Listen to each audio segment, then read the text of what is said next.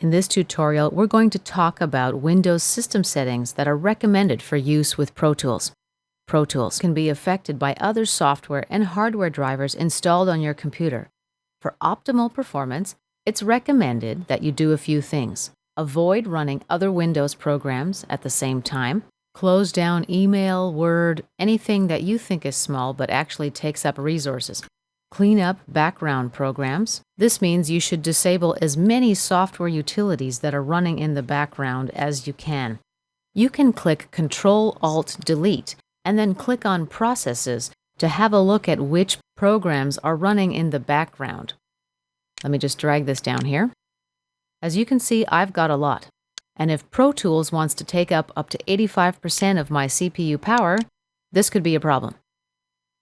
The third thing you want to do is turn off other USB devices. External hard drives, your iPod. Pro Tools actually does a lot of its processing work behind the scenes, so you don't actually see it. If you're transferring files over to your iPod while Pro Tools is trying to bounce your master to disk, you just might end up with a system crash. Fourthly, we recommend that you enable bus mastering in your video display sound card.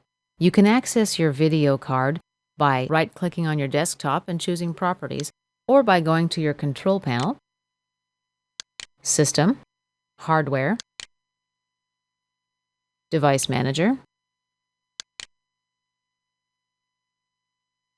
Let's just bring this window in, and scroll down to Sound, Video, and Game Controllers.